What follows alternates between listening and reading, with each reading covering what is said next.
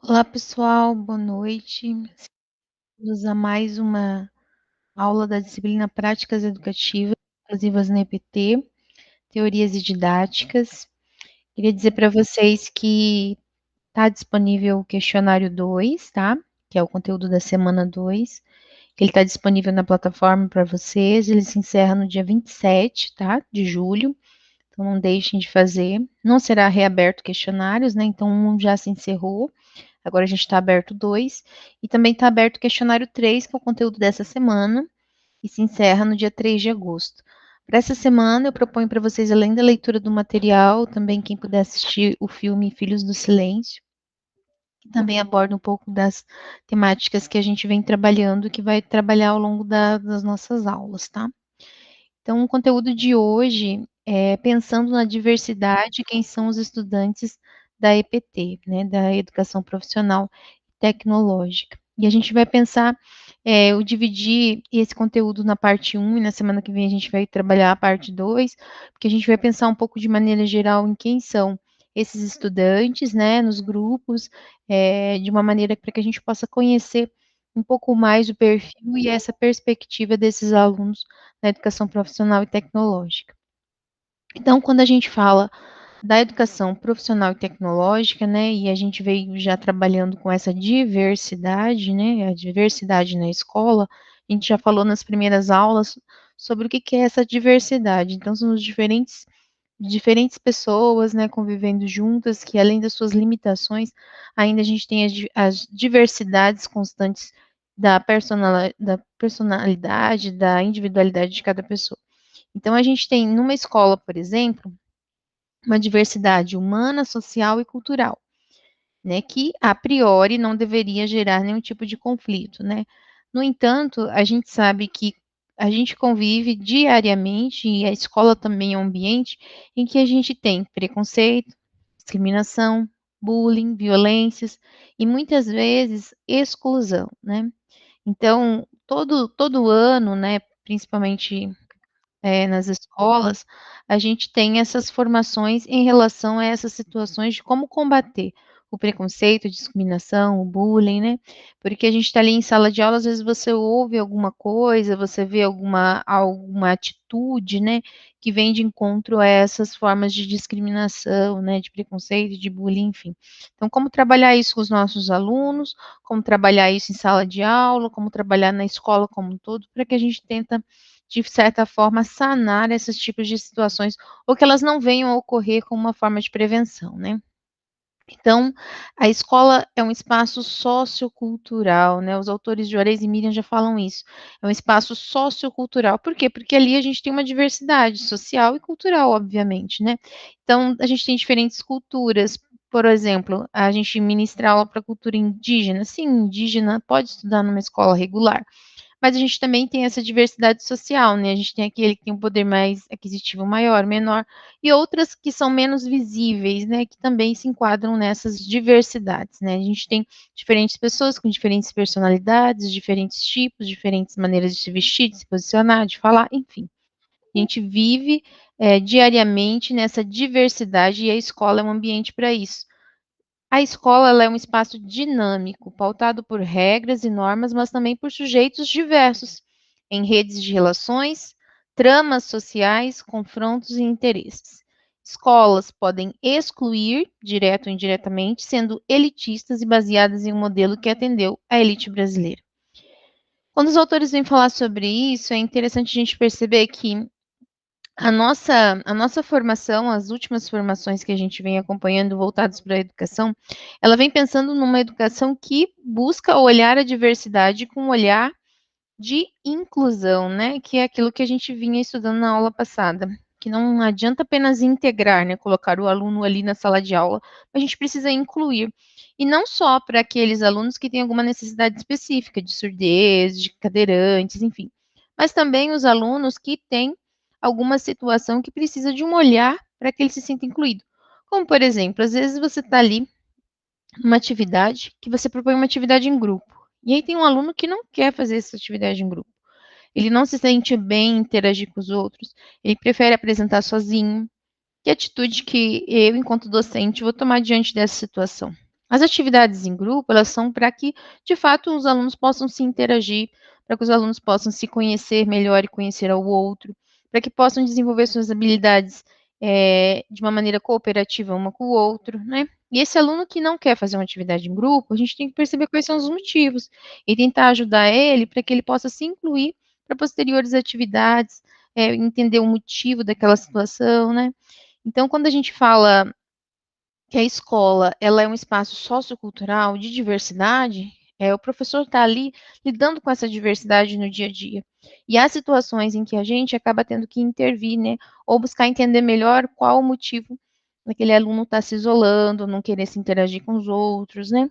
E aí a gente faz reflexões em relação a essa escola inclusiva, né, que é aquilo que a gente falava na aula passada, dessa inclusão, que não é apenas colocar o aluno na sala de aula, mas é que buscar-se mecanismos, estratégias, para que ele de fato se sinta parte da construção do conhecimento, parte do desenvolvimento desse conhecimento, né, e não se sinta excluído ou de uma maneira que ele não faça parte do processo.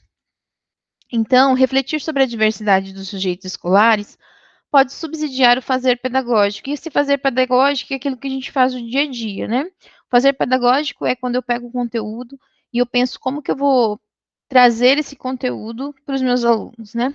Como que eu vou explicar esse conteúdo para eles?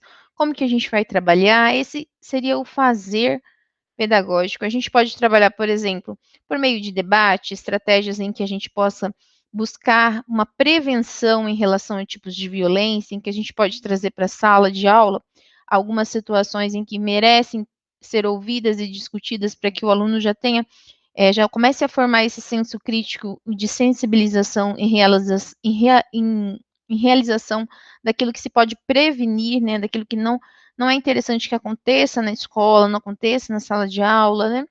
A gente também pode buscar, por meio de atividades dinâmicas, que possam se trazer temas polêmicos, que possa trazer ali temas que eles possam falar e dizer, desabafar, enfim. Quando a gente fala desse fazer pedagógico, são as estratégias, né? É aquilo que didaticamente a gente vai pensando para trazer também para a sala de aula esses debates do dia a dia, né? Esses debates que são necessários para que a gente possa, de fato, pensar nessa inclusão, pensar nessa prevenção em relação ao preconceito, discriminação, bullying, né? Diversidade na EPT e os padrões sociais. Existem os padrões sociais que, de certa forma, ainda são impostos pela sociedade, né? Então, muitos grupos não se encaixam nesses padrões que a gente ainda existe numa sociedade. Então, qual que é o padrão? O padrão masculino, branco, heterossexual, sem deficiência, de classes privilegiadas. E aqueles, por serem diferentes, né, entre aspas, digamos assim, podem sim sofrer o quê? Preconceito, discriminação e exclusão, que pode ocorrer na sala de aula e na educação profissional e tecnológica, né? Então, quando a gente conhece essa diversidade, quando a gente tem um olhar aberto para essa diversidade, e não adianta tapar os olhos e dizer que não existe preconceito, que não existe discriminação, que não existe a exclusão, né? Mas que a gente tenta trazer para a sala de aula isso, a gente tenta ver, perceber, e eu diria que abrir ao diálogo se algo acontece de inusitado na sua sala, e conversar especificamente, né, enfim, torna de fato algo mais inclusivo e mais agradável para se conduzir as aulas diante de várias situações que podem vir a ocorrer. O importante é que quando o professor está em sala de aula e perceber alguma situação de violência, bullying, preconceito, não deixa isso se arrastar, né? Que às vezes é uma coisa pequena, mas ela pode se tornar muito grande, né? E a gente não conhece a história de vida de cada pessoa ali na sala de aula, e às vezes pode ser uma coisa pequena, mas que faz muito sentido para aquele aluno, para aquele contexto, para aquele momento, né? Então é a gente não fingir que não escutou, não fingir que não viu, mas se aconteceu alguma coisa que achou estranha, que não foi legal, conversar com o aluno, né? Conversar com a coordenação, às vezes buscar até a família, porque às vezes pode ser algo muito maior do que a gente imagina, né? Então, estratégias educacionais para a diversidade. Quando a gente fala de estratégias educacionais, é a gente buscar não só ali na nossa aula, né? Mas a gente também buscar lidar com essas diferenças sociais e culturais e a gente sempre na escola pensa em forma de prevenção, né? Por quê? Porque lá no começo do ano é algo que a gente aborda aqui no Instituto Federal. A gente faz uma campanha contra o bullying, contra violência, violência física, violência verbal, né? Por quê? A gente tem no começo do ano alunos novos, né? A gente fala são os calouros. Muitas vezes o aluno que já está aqui na escola, às vezes começa a debochar do outro aluno, né? Utilizar de bullying mesmo, fazer essa inserção do aluno novo naquele que já está aqui. E aí a gente faz sempre no começo do ano uma campanha de prevenção, faz cartazes, trabalha com as turmas nesse sentido, para que esses alunos não sofram com possíveis violências que possam vir a acontecer. A gente tem também o papelzinho da denúncia, que o aluno pode denunciar de forma anônima. Tem também um disque denúncia que é próprio da plataforma Brasil, né, que a gente também coloca em todos os murais, né, do Instituto Federal. Então, assim, mostrar que o aluno que já se sente muitas vezes excluído, ele não está sozinho. E que é necessário que ele faça a denúncia quando ele se sentir de alguma maneira violentado, discriminado, porque assim a gente pode apoiar, ajudar e tentar buscar soluções para aquela determinada situação ou um problema que possa vir a ter, né? Então a gente tem, além desses perfis já mencionados, a gente tem a classe que vive do trabalho. Esse termo, classe que vive do trabalho, é um termo que abrange homens e mulheres, trabalhadores explorados que vendem sua força de trabalho por salário. Então, esse também pode ser um grupo da educação profissional e tecnológica? Sim. Então, a gente vai ver essa diversidade, diferentes públicos que podem estar na educação profissional e tecnológica. Então, veja só, esse grupo da classe que vive do trabalho são aqueles operários, aqueles trabalhadores, geralmente até rurais, terceirizados, assalariados, os pequenos empreendedores, né, trabalhadores de aplicativos, motoboys e até mesmo os desempregados. Aquelas pessoas que precisam trabalhar e muitas vezes são explorados por aquele trabalho que fazem. Então, são trabalhadores precarizados, pobres, dependem do público, dependem do serviço gratuito, né? E precisam do quê? Da escola pública, precisam de políticas sociais, né? Precisam de auxílios. É um público que precisa, que necessita de uma educação, mas que não tem condição de pagar por ela e que quer ter uma qualidade, uma educação de qualidade e pública e que precisa também, além dessa educação, também os auxílios que ajudam ele a manter aquela educação. Por exemplo, né, a gente tem no Instituto Federal os cursos presenciais, né, os semipresenciais de graduação. E todo ano nós temos os auxílios. Então, a gente tem auxílio creche, que é um valor que, se eu não me engano, esse ano acho que está R$ 400, que é aquela mãe que tem filhos e que não tem onde deixar, principalmente porque nossos cursos de graduação, exceto de agronomia, eles acontecem no período noturno. Então, assim, o que acontece? Creches funcionam de manhã e à tarde. Então, à noite, muitas mães não têm com quem deixar. Então, tem que pagar para poder estudar. Então, a gente tem o auxílio creche que vem ajudar essas mães a estudarem, né, e poderem, então, pagar alguém para ficar com seus filhos. Então, muitas vezes, essa classe que vive do trabalho é esse perfil, daquela pessoa que trabalha o dia inteiro, que precisa trabalhar, quer estudar, entra numa escola pública, mas além de estudar numa escola pública, ela também precisa de auxílio para se manter ali, né, porque muitas vezes o salário dela é aquele salário que dá para manter as despesas mensais da sua casa, da sua família, e estudar numa escola pública também geram determinados gastos para se manter ali, né? Então, a gente tem esse perfil de alunos. A história da educação profissional no Brasil. Quando que iniciou a escola, a educação voltada para profissionalização, né? Quando que começou a gente a perceber essa educação não voltada tanto para o meio tradicional, mas para o meio mais profissionalizante? Então, foi no século XX, com as escolas de aprendizes e artifícios, né? Que qual que era o objetivo inicial? Qualificar pobres e desvalidos da sorte para o mercado de trabalho e as indústrias. E a motivação, né, que a gente fala que é motivação oculta, era retirar a população pobre das ruas para modernizar o espaço urbano. Então aí a gente tem uma inclusão profissional versus uma exclusão social.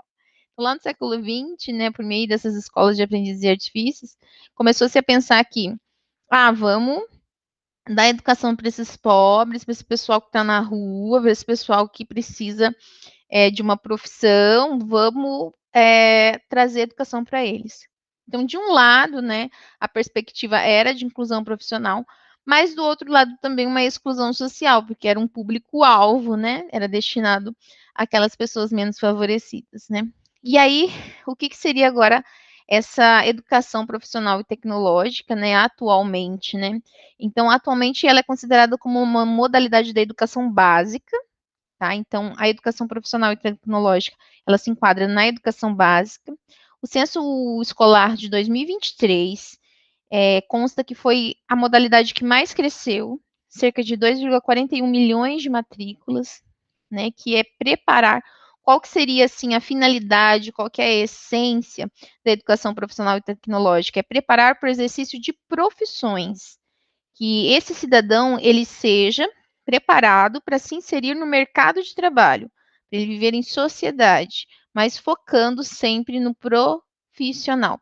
Então a gente tem ali um nível básico, né, que a gente considera que seria a formação inicial, a formação continuada dos trabalhadores, sem escolaridade mínima, né, com os cursos livres.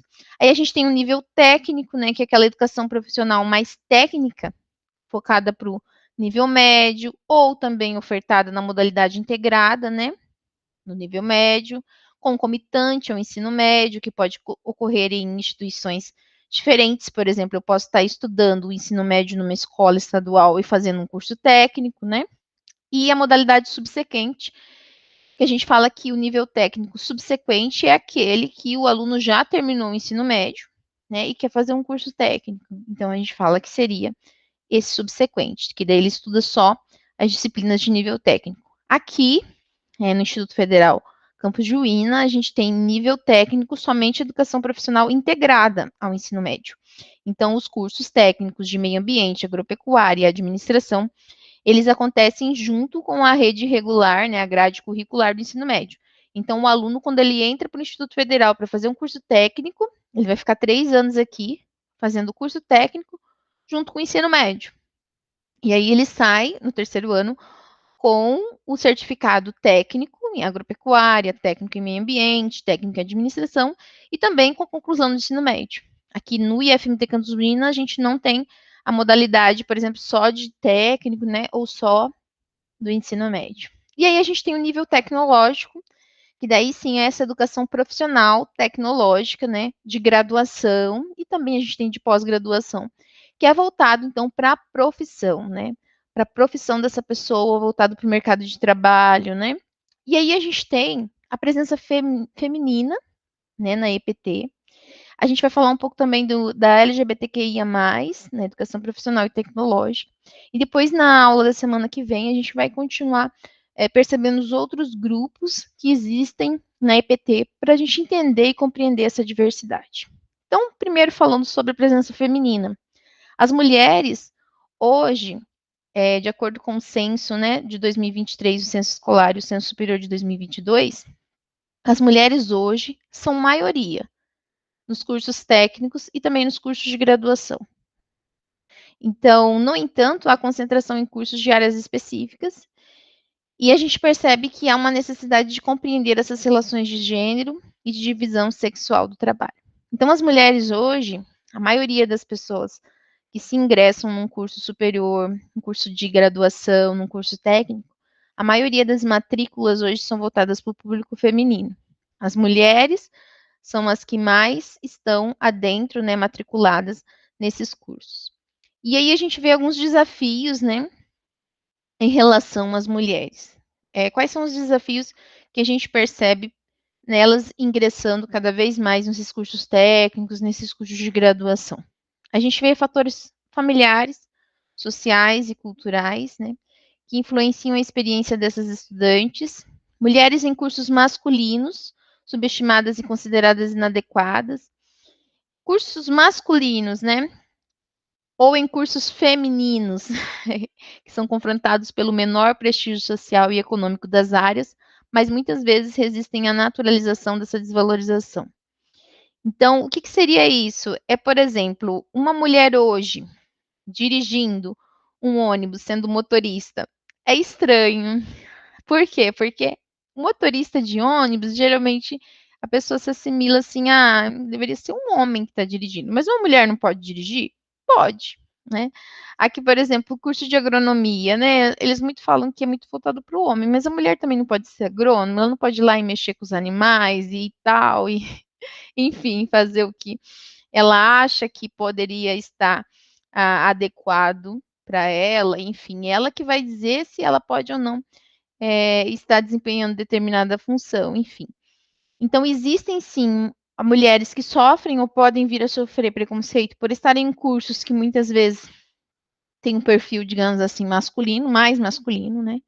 E há aqueles cursos voltados mais para o perfil feminino, digamos assim, mas que há um certo desprestígio social. Como isso, professora? Os cursos de pedagogia, por exemplo, letras, né? São cursos assim que a gente tem bastante mulheres, né? Principalmente curso de letras, eu posso dizer, porque foi um curso que eu fiz. A gente tinha muitas mulheres matriculadas, eram muito poucos homens matriculados. E hoje, infelizmente, assim, os cursos de licenciatura, a gente sabe que sofrem um desprestígio social. Porque quando você chega num aluno e fala, o que você quer ser? A maioria dos alunos fala, eu quero ser engenheiro, quero ser médico, quero ser arquiteto, quero ser. Mas a profissão de professor, infelizmente, é uma profissão que nem todos os alunos veem como prestígio, né? Para a gente que está na licenciatura, na docência, a gente fica às vezes triste com isso, porque eu gosto de ser professora, foi uma profissão que eu escolhi, mas a gente percebe que, infelizmente, a remuneração, principalmente em níveis assim municipais, às vezes é muito baixo, às vezes o professor forma e tem que estar lá trabalhando em 2, 3 escolas, 1, 2, às vezes até 3 períodos, né, para conseguir um salário, assim, que venha de encontro às suas necessidades, né.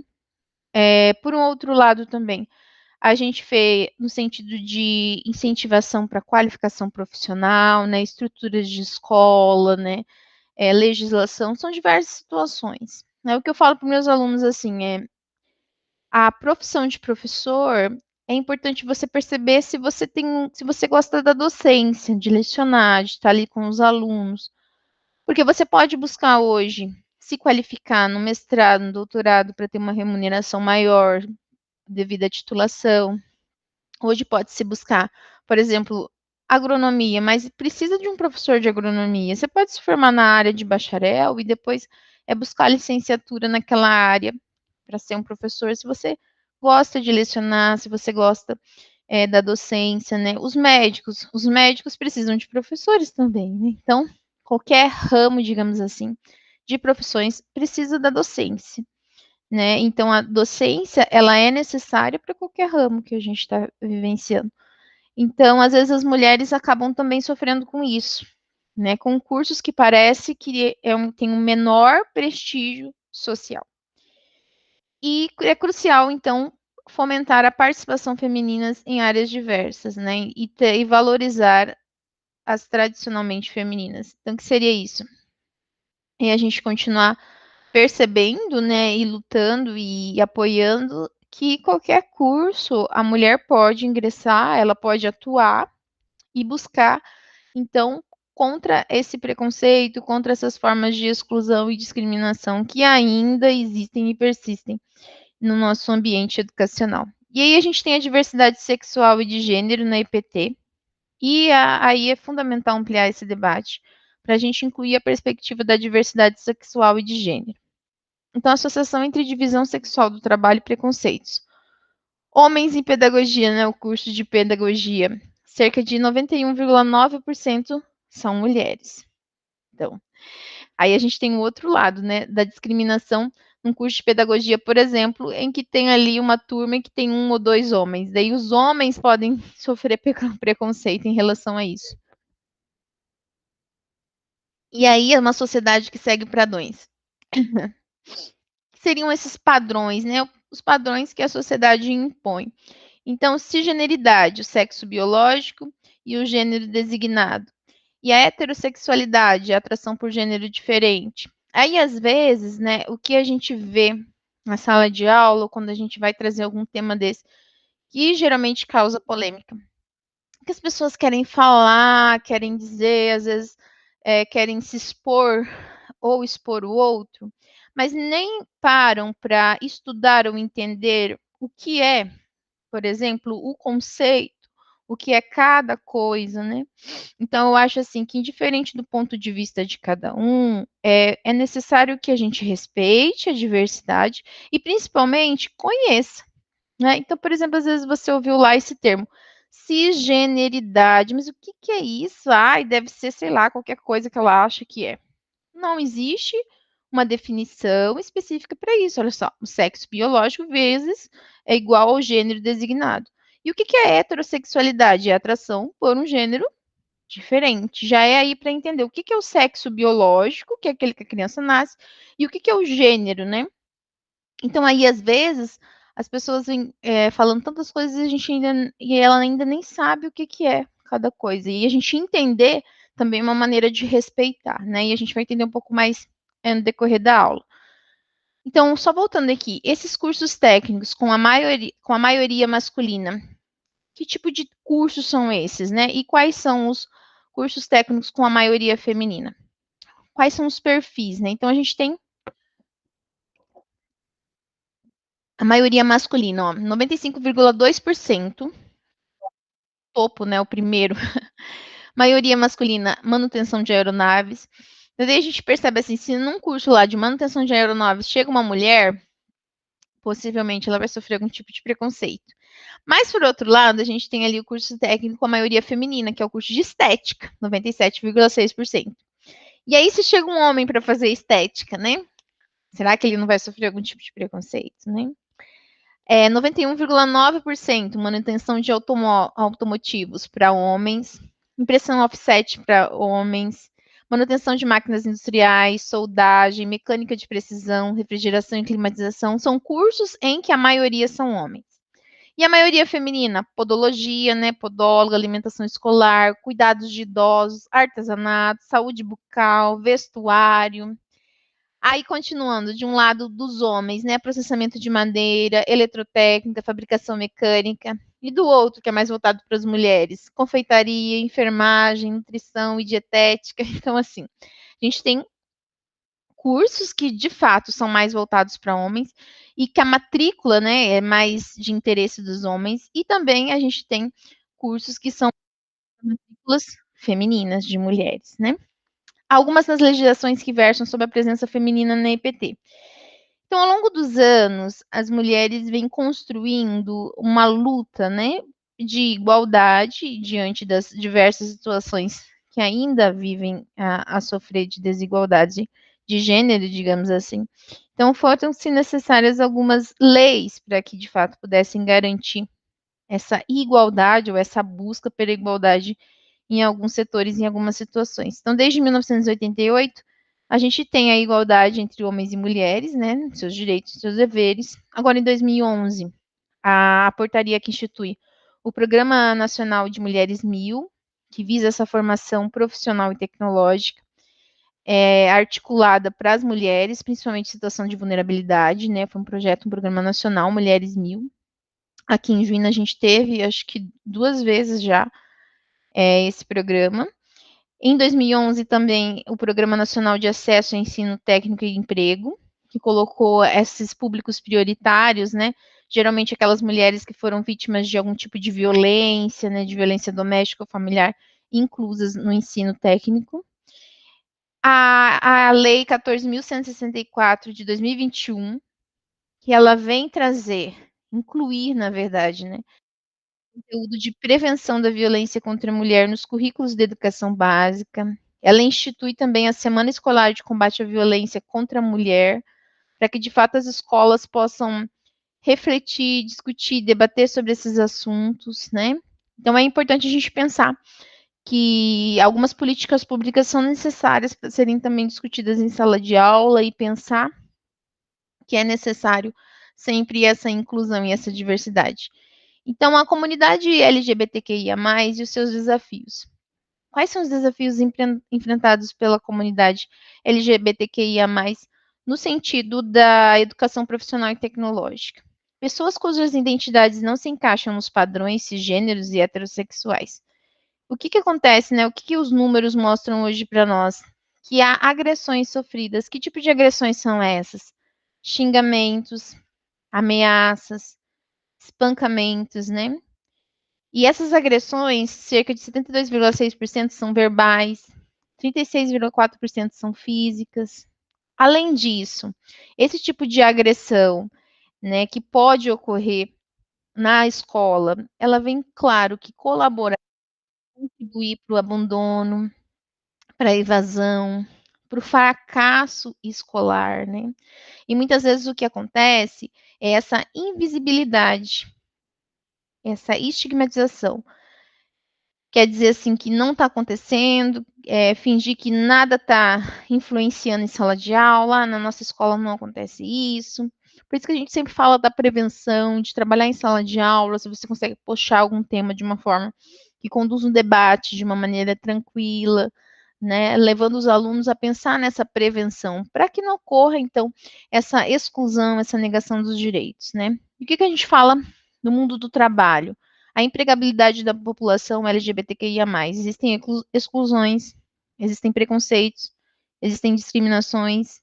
As pessoas trans, situação ainda mais grave, muitas dependem do trabalho sexual e têm pouquíssimo acesso à educação profissional. Necessita-se de políticas públicas para enfrentar essa exclusão. Então, a gente percebe que é necessário visibilizar e valorizar a presença da diversidade sexual e de gênero no EPT. Então, olhar para que o outro com respeito e perceber que existe ali uma pessoa que pode contribuir para a educação profissional e tecnológica, sem a gente ficar olhando para os preconceitos, né? E para as diversas estigmações, principalmente pelos padrões sociais. Então, tudo eu acho que, quando a gente está trabalhando com essa diversidade, é pensar a partir do respeito e do conhecimento. Porque é muito fácil, às vezes, a gente falar, julgar e tá, e às vezes a gente nem conhece. Então, por exemplo, o que significa LGBTQIA+? Você sabe o que significa sigla? Quem que é essa comunidade, né? Então, L é de lésbica, que são as mulheres que se atraem efetivamente e ou sexualmente por pessoas do mesmo gênero, né? Mulheres que se sentem atraídas efetivamente ou sexualmente por mulheres do mesmo gênero. A comunidade LGBTQIA+, também pode ser formada, é formada também por gay, aquele homem que se atrai efetivamente ou sexualmente por pessoas do mesmo gênero. Bissexual, bi, né, tem de dois, é a pessoa que se atrai efetiva ou sexualmente por mais de um gênero. Trans, trans é aquela pessoa que não se identifica com o gênero que lhe foi atribuído ao nascer. Queer, é a pessoa que não se enquadra em qualquer identidade de gênero ou orientação sexual.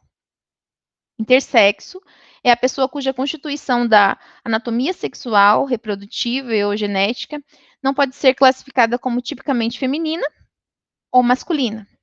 E o assexual é a pessoa que experiência a ausência total ou parcial, condicional ou circunstancial de atração por outras pessoas. E aí na sigla a gente tem o sinal de mais, né? Que é o sinal que representa pessoas de demais identidades que não se enquadram na cisgeneralidade ou na intersexualidade. Então, assim, é importante a gente conhecer, saber o que significa e principalmente respeitar. Hoje, a gente tem no curso técnico alunos com menos de 18 anos. E se o aluno chega para nós e fala assim, professora, eu não gosto de ser, eu não quero ser chamado de João, que é meu nome lá na minha identidade. Eu quero ter meu nome social como Maria. Ele pode mudar o nome dele na escola? Pode. Hoje existem os formulários que o pai ou a mãe assina, e aí a gente muda tanto no sistema, tudo, o aluno fica com o nome social que ele quis, ou é aquele que teve de acordo com a família. Então, existem direitos cada vez mais adquiridos pela comunidade LGBTQIA+, que a gente precisa conhecer, principalmente a gente está na escola, por causa dessa diversidade, né? E aí, por exemplo, eu já tive situações em sala de aula, do aluno adolescente que, além de mudar o nome, ele está ali naquele processo de se descobrir, né? Ele está se descobrindo, ele está se conhecendo, E aí ele fala assim, professora, eu sou assexual. Tá, mas aí você quer que, como que você quer que eu converse com você? Você prefere que eu chame mais pelo masculino, pelo feminino? Como que você se sente agradável quando eu esteja mencionando algo com você? Sabe? Então, assim, hoje o aluno, ele precisa dessa conversa específica com ele, né? Para que a gente possa entender aquilo que ele se sente confortável.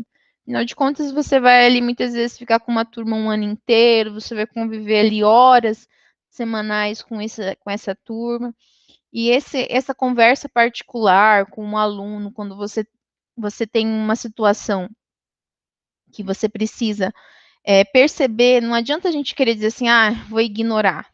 Não, senta, conversa, entende. Como que você se sente melhor para conversar? Por exemplo, banheiro. É, você quer ir no banheiro feminino ou você quer ir no banheiro masculino? Hoje no Instituto Federal, aqui no nosso campus, a gente tem o banheiro masculino e o banheiro feminino. E a gente tem alojados. Então, os alojados são aqueles alunos que vêm de outras cidades, né? E a gente tem um alojamento feminino e um alojamento masculino. A gente já teve quase 160 alunos alojados. Hoje a gente tem um pouco menos. E aí eu tinha uma situação uma vez com uma aluna em que ela pediu para o nome social dela ser trocado, né, e tudo mais. E ela dizia que ela não se sentia confortável nem para ir no banheiro masculino nem para o feminino, né? E aí ela pedia sempre, quando ela queria ir no banheiro, ela falava que ela queria ir lá no alojamento. Fica um pouco distante, mas é próximo da sala de aula, mas obviamente que ela ia demorar um pouco mais. Mas aí foi uma conversa, né? Que a gente teve, como a gente tem psicóloga, assistente social, eles estavam percebendo que ela estava estranha e tudo mais, e foi um pedido dela, ah, não, eu não me sinto bem nem no banheiro feminino, nem no banheiro masculino, eu quero ir no banheiro do alojamento.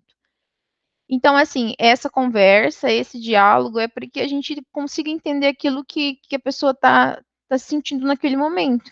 Que tem aquele outro que vai dizer, não, eu quero ir no masculino, tudo bem, não, eu quero ir no feminino, tudo bem.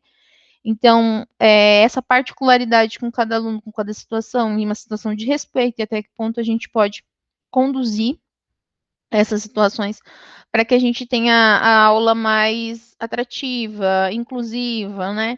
E observar sempre o outro com respeito, né? E transmitir isso também para os alunos. E assim a gente vai buscando essa educação emancipatória, né? Que é ir além da simples defesa da liberdade de existir sem violência, né? E é interessante a gente ver essa frase, a liberdade de existir sem violência, né? É como existir, a gente já existe, mas existir sem violência, sem preconceito, isso que seria essa educação emancipatória, né? Que é o meu direito de existir, de estudar dignamente, viver, participar em sociedade, mas sem preconceito, sem discriminação, mas que eles existem e são obstáculos que a gente tem que enfrentar na educação de uma forma preventiva, mas também às vezes a gente precisa ir mais além, né? Debater, conversar, buscar soluções para diferentes situações. Então, adotar uma perspectiva que vai além das normas estereonormativas, transformar a organização das relações de trabalho e poder nas instituições para construir uma educação emancipatória, né? Então, a gente pensa que como desenvolver uma educação profissional integrada, integradora, a partir dessa diversidade que a gente encontra na sala de aula, né? Então, qual que é o objetivo principal disso tudo? É a gente buscar ultrapassar essas barreiras.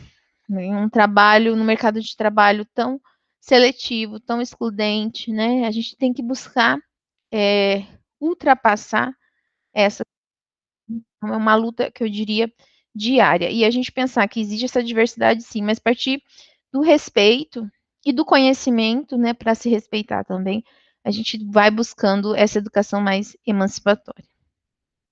Eu vou deixar esse espaço se alguém quiser comentar alguma coisa em relação à plataforma, ao conteúdo que a gente trabalhou hoje, eu vou deixar aberto esse espaço para vocês, tá?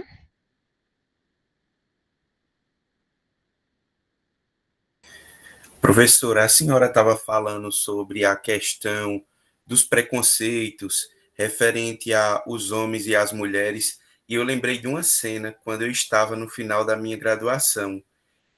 Tem uma professora que ela foi minha orientadora do TCC, no curso de História, na cidade dos Palmares, aqui em Pernambuco, e ela muito competente, muito didática, só que o coordenador, ele não tinha percebido que eu estava na banca da frente, no congresso que teve na faculdade. E daí ele se reuniu com outros homens também, professores, e começou a solar o pau na professora, dizendo que tinha, na equipe que ele montou, tinha vários homens como professor. Tinha um que tinha mestrado, tinha um que tinha doutorado e tinha outro que tinha especialização. E essa professora, para ele, era considerada mediana. Mas veja a lógica do professor. Os outros professores que eram homens tinham especialização também. Tinha professor que só tinha especialização. Mas pelo fato dela ser mulher, ele falou dela. E daí eu, no privado, chamei a atenção do coordenador e disse: ô professor, a sua esposa é professora? Sim. Ela tem especialização? Tem. Eu digo: professor, eu vi um comentário que o senhor fez com a professora, eu não gostei não. É assim que o senhor trata as mulheres, é? É assim que o senhor trata a sua esposa também? Ele calou-se. Não, porque eu lutei para que a professora tivesse aqui no departamento de história. Eu disse: não foi o que pareceu quando o senhor comentou com os outros naquela rodinha ali na frente. E eu escutei tudo. Não, eu não disse nada, eu disse: eu ouvi. E aí o senhor vai desmentir na minha frente aqui? Aí ele ficou calado. E daí o que é que acontece? Só jogava a professora para a parte pedagógica e não deixava a professora com a disciplina específica do curso de história. E daí o que foi que ele fez? Depois do meu comentário, ele colocou a professora nas disciplinas específicas.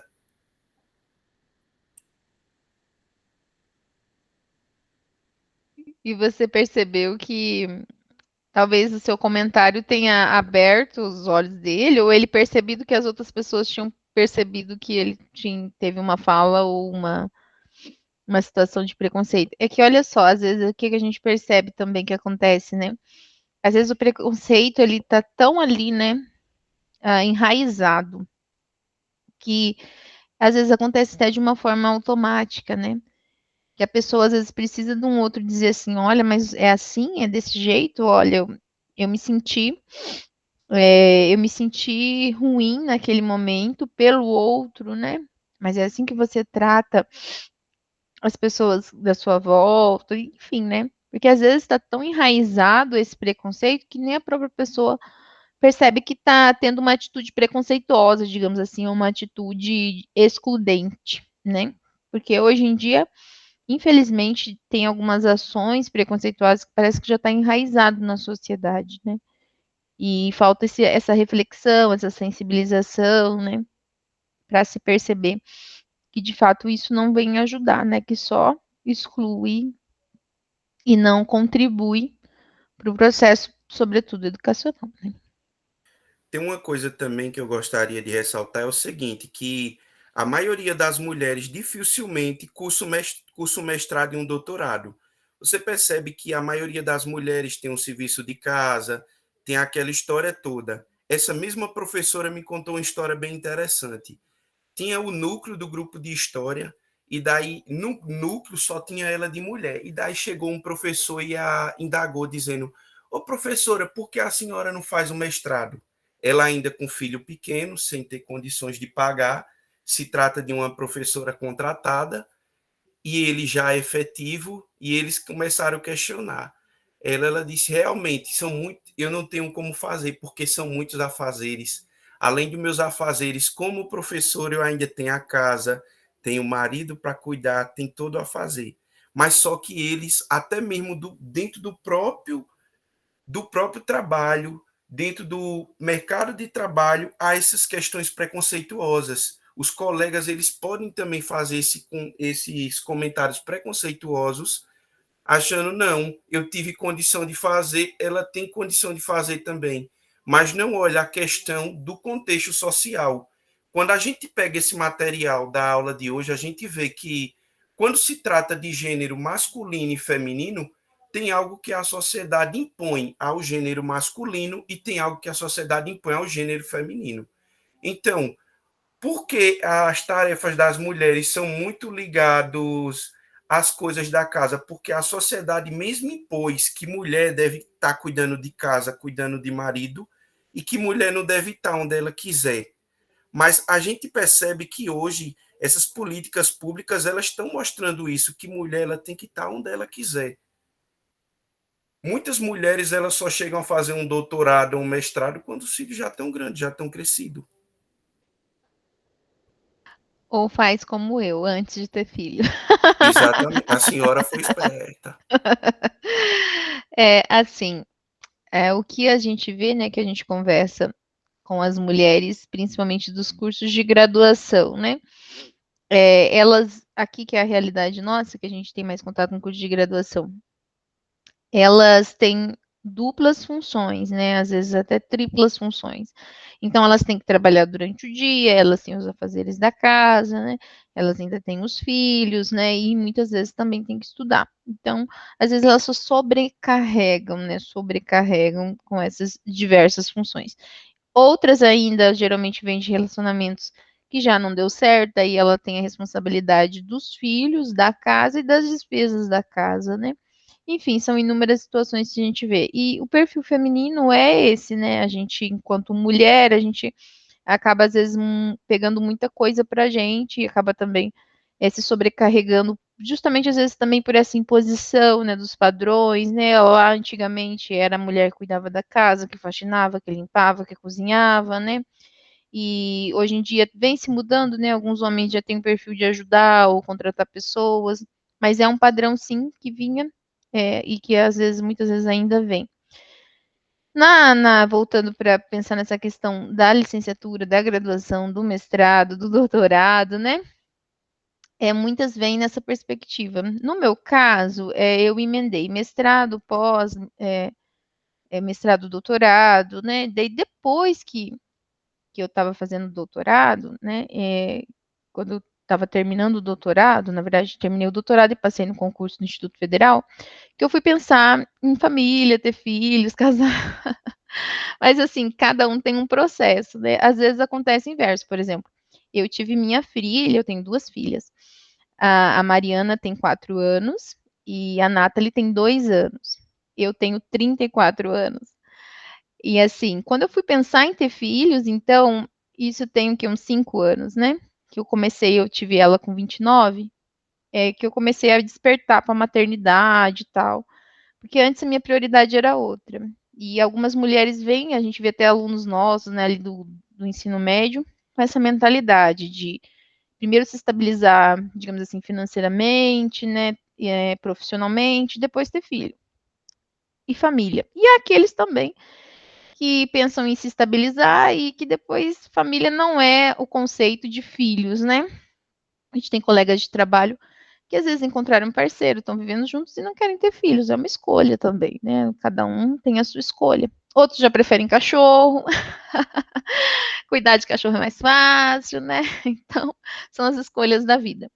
E tendo um outro perfil daquelas mulheres que constituíram família mais cedo, que buscaram ter filhos mais cedo, né, ou que acabou acontecendo. Por exemplo, a minha irmã mais nova, ela teve filho com 16 anos. Então já é um perfil diferente do meu. Ela terminou o ensino médio dela à distância, ela fez uma faculdade à distância. E por que ela optou por fazer uma faculdade à distância? Porque ela tinha filho. E aí ela falava assim, ó, eu trabalho o dia inteiro, não tem como eu ficar toda noite saindo para ir para escola, porque daí minha filha já fica o dia inteiro na creche, aí eu não vou ter uma convivência com a minha filha, né? Então são as prioridades da vida. Então cada um ali na sua realidade vai ver o que, que é a prioridade naquele momento, né? Então assim, eu fui certa ou ela foi errada? Não, eu não diria isso. Eu diria que a vida vai nos colocando situações e a gente vai vendo o que é prioridade. Eu tenho alunos do Instituto Federal no período noturno da graduação que levam os filhos para o IFMT. Às vezes chega a dar dó, né? Os pequenininhos estão ali na sala de aula desenhando, pintando, né? Podia estar em casa dormindo, descansando, mas está ali com o pai e a mãe. Mas assim, são as escolhas, né? São as prioridades e são as adaptações, né? E tem muito daquilo assim, é o que você quer, o que você busca, e também em prol da sua família. Então, assim, você está ali buscando uma educação que é para melhorar as condições de vida, familiares e diversas situações. No mestrado, no doutorado, agora melhorou muito, porque federal, meu concurso, eu tenho 10 anos de IFMT. Quando eu entrei para o IFMT, a gente via, principalmente ali na minha banca da didática, né, que a gente sempre tem a prova teórica e depois a didática, eram muitos poucos mestres. Eu mesmo, quando entrei para o Instituto Federal, só tinha pós-graduação. Mas hoje a gente vê que as últimas bancas, né, de concursos públicos, a gente tem muitos doutores. Então, assim, o acesso ao doutorado, ao mestrado, está cada vez maior, né? Eu lembro que há 10 anos atrás, a gente nem falava em mestrado à distância, e hoje já existe, né, mestrado, a gente tem aqueles modulares, né, que o aluno pode ir a cada tempo ali estudar, então está flexibilizando esse acesso. Isso para a mulher também é interessante, né, para principalmente quem já tem ali filhos, né, uma família constituída e tal, que são mais responsabilidades, então consegue ali flexibilizar os seus horários, né, de acordo com a sua realidade, o que é prioridade para elas, né. Mas, de fato, assim, a gente percebe que as mulheres enfrentam diversos desafios. Eu, como fui estudar fora, e aí eu fui sozinha, eu sou de Toledo, Paraná, mas eu fiz meu mestrado em Cáceres e meu doutorado em Campinas, na Unicamp, em São Paulo. O que que eu, uma mulher que não tinha família, digamos assim, não tinha marido, nem filhos, e enfrentava sozinha, tanto em Cáceres, na Unemate, como na Unicamp, em São Paulo? O medo de ser mulher. Como isso? Eu não tinha família lá, não tinha conhecidos, principalmente em São Paulo, né? Que por mais que eu morei ali em Barão Geraldo, mas assim, era uma cidade grande, a gente tinha ali muitos universitários, comia em RU, morava em alojamento, né? E aí é o medo de ser mulher. Então, tipo assim, não, o medo de andar sozinha à noite, o medo de ficar doente, nossa, quem vai cuidar de mim? A gente até, lá na Unicamp é tudo muito longe, então a gente tem que pegar, eu estudava no IEL, mas eu tinha que pegar um ônibus para ir até o alojamento, que eu era alojada. E aí você cuidava dos horários, né, porque às vezes era o ponto de ônibus que era um pouco escuro, você tinha que descer, você estava ali sozinha, tinha medo, às vezes, uma pessoa esquisita, estranha, sofrer algum tipo de violência, né? Então, por estar sozinha num ambiente, por ser mulher, parece que a gente se sente, tem esse, como se fosse um medo de sofrer alguma coisa por estar ali, por ser mulher, né? Então, é complicado, né? Eu acho que a mulher hoje, né, tá ganhando seu espaço, as suas conquistas, mas a gente ainda precisa, né, conquistar mais, estar mais, né, buscar essa autonomia, assim como os diferentes grupos e comunidades, né, que vêm conquistando e buscando o seu direito de ser ouvido, de estudar, de participar, de falar, né, e combater essas diferentes formas de preconceito, né, que existe.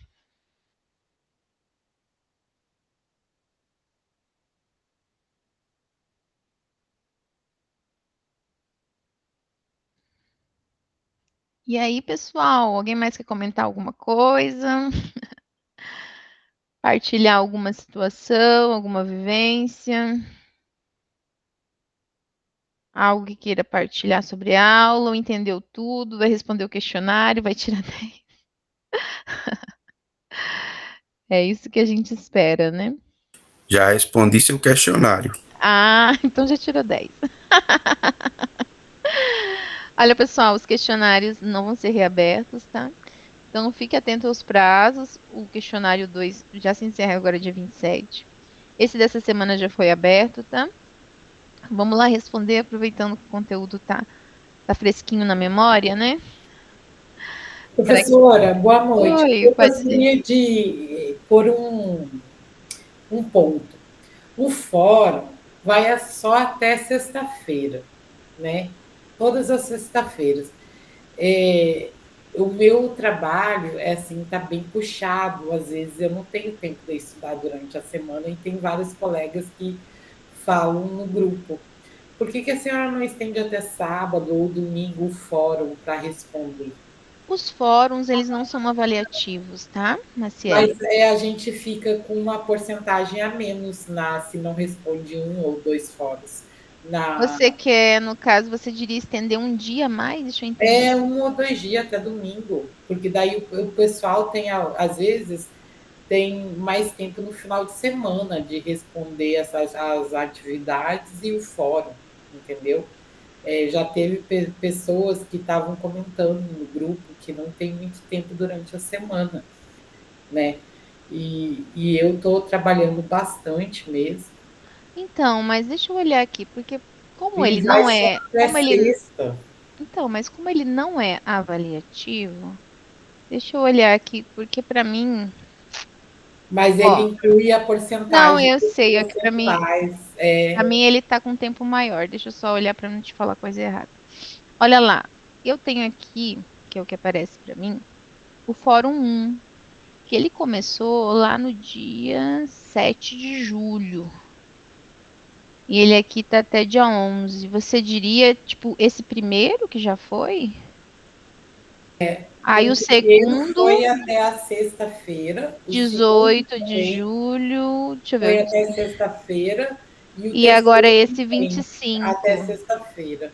Se poderia estender até sábado ou domingo, Ou você do... até Ah, participar. entendi. Para que vocês possam, de fato, estar colocando alguma coisa. Vamos fazer assim, ó. As atividades avaliativas, que são o questionário, esses a gente não tem autorização para postergar nenhum dia e nem reabrir.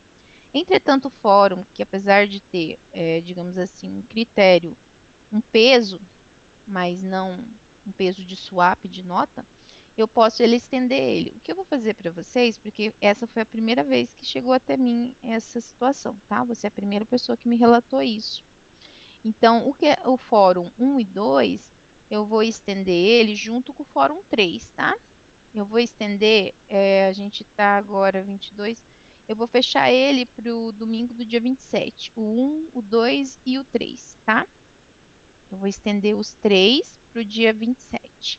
E os demais, que possivelmente devem estar também para encerramento de sexta, eu vou colocar eles para o encerramento no domingo. Então, por exemplo, da semana que vem, que ele se encerraria dia 1 de agosto, então eu coloco eles dia 3 de agosto. Seria no domingo. Que pelo que eu entendi da sua fala, é que vocês, no fim de semana, têm mais tempo, tanto para os questionários como para os fóruns, não é isso? Então, eu. Isso, professora, muito obrigada, viu? Então, Eu fiz os foros, o primeiro e o segundo, mas foi apertado para mim. Fiz na sexta-feira de noite correndo. é que. E assim, mas tem pessoas que não conseguiram fazer. Quando tem uma situação assim, é importante vocês falarem para a gente entender, porque daí eu vou explicar se eu posso ajudar em algum sentido ou não, né? Porque o fórum, por exemplo, eu leio lá as respostas de vocês, mas como ele não é avaliativo, a gente dá mais prioridade para estar olhando o desenvolvimento nos questionários, né? Mas eu vou tentar colocar aqui nas configurações, e se eu não conseguir, eu vou pedir para o design alterar para colocar para vocês. Eu acho que não vai ter problema. Porque a gente tem um técnico, né, que faz essas alterações aqui pra gente na plataforma. Algumas coisas eu consigo alterar, outras eu tenho que ver com eles. Mas aí eu vou pedir, se não tiver problema, pra eles fazerem se eu não conseguir fazer, tá? Obrigada. Obrigada, professora. Obrigada. Ok. Ô Maciele, eu sempre participo de todos os fóruns, de todas as disciplinas. Entretanto, quando foi na disciplina passada, eu participei de todos os fóruns, de todas as atividades, e mesmo assim a disciplina não ficou em 100%, ficou 96% lá no fórum, lá na plataforma, melhor dizendo.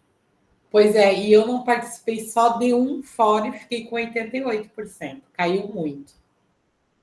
Mas o Mas que vale é as avaliações. na verdade, para nós, né, para efeito de aprovação, o que vale é as avaliações. Tanto que para nós, esse valor que vocês falam de fóruns é o valor que vocês estão ali interagindo com a plataforma, né, de interação com a plataforma. Mas para nós, que é o que a gente lança no Swap, porque na verdade aqui o AVA, o que importa mesmo que vai sair lá no seu aprovado ou reprovado é o AVA, né? É o AVA que vai dizer se você está o SWAP, né? É a nota lá no SWAP que vai dizer a sua aprovação ou não. Tanto que lá no SWAP, isso eles estão tentando no Instituto Federal colocar, assim, uma maneira que, quando a gente coloca no AVA, já vai para o SWAP. Porque hoje a gente tem que lançar 2 vezes, no AVA e no SWAP. Mas eles estão tentando fazer essa integração e eu acho que em breve já vai acontecer isso. Quando você coloca lá no SWAP a sua nota, né, que eu vou lá lançar a nota, que eu vou entrar lá em notas e vou lançar lá no SWAP. Se você ficou abaixo da média, ele já vai me dizer que você está de prova final. E se você, tipo, não fez nada, você já está reprovado, lá no SWAP já vai aparecer. Então, o sistema, né, de aprovação e reprovação da disciplina é o SWAP, né? E é lá que a gente lança, porque é lá que a gente vai colocar todas essas informações em relação à nota. E o fórum, é claro, vocês têm um percentual lá, porque é de, digamos assim, interação com a plataforma, né? Porque isso também é importante que perceba se o aluno está ali interagindo com a plataforma, se está abrindo a disciplina, né? Enfim, com o ambiente virtual. Mas eu vou te dizer que eu tentei mudar aqui o do primeiro e não aceitou. Eu vou ter que mandar lá pro técnico para ver se ele consegue mudar. Se ele conseguir, vai ser bom. Mas eu acho que ele consegue. Ok, pessoal, mais alguma dúvida? Mais alguma situação?